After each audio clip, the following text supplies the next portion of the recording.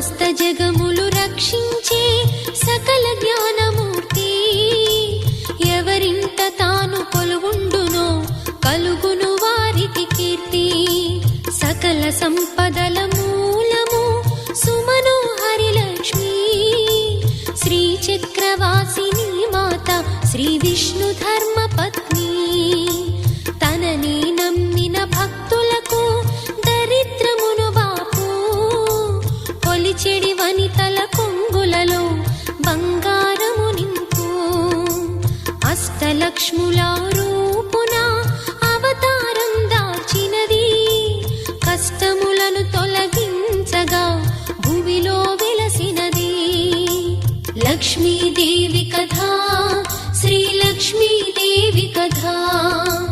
లక్ష్మీదేవి కథా శ్రీ లక్ష్మీ